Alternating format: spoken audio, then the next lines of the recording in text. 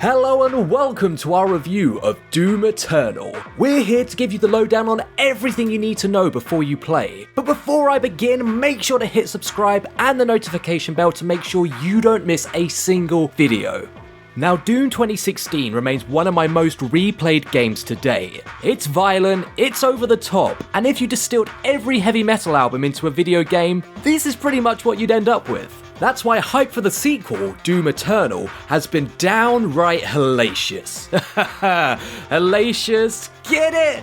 Cause they're from hell? Oh, you gotta laugh, haven't you? In Eternal, the legions of hell have reached Earth using portals called slipgates, wreaking havoc on humanity's home turf. As the Doom Slayer, it's your job to mow your way through these hordes and save the day once again. But does it live up to its predecessor, or does it disappoint more than the year 2020 has already? Oh, that got a bit real there. Watch on to find out. CeX.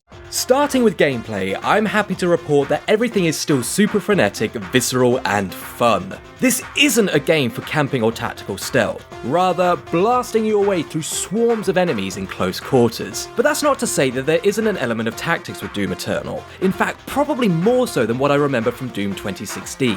Different enemies have unique weak spots for you to exploit, meaning you need to have pinpoint precision to take down the nastiest of the beasties. But who said taking down Satan's spawn would be easy?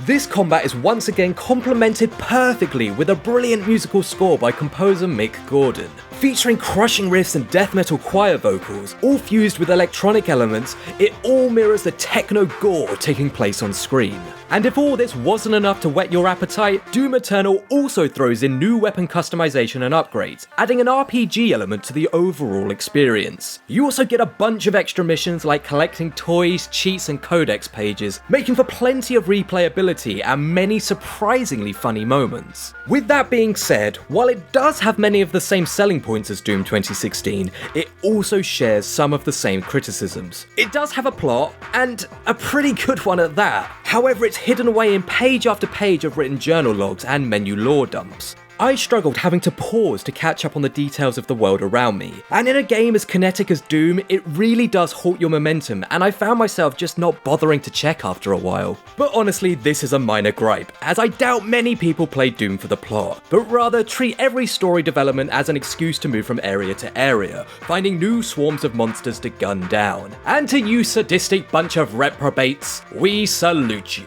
To wrap up, Doom Eternal takes everything that made what came before it so good, including the original 90s games, and builds upon it to make for the most refined and, in my opinion, best game in the franchise to date. It balances mindless power fantasy with satisfying, rewarding gameplay in a way that no other game does, and I would urge anyone with even a passing interest in FPS games to give it a go.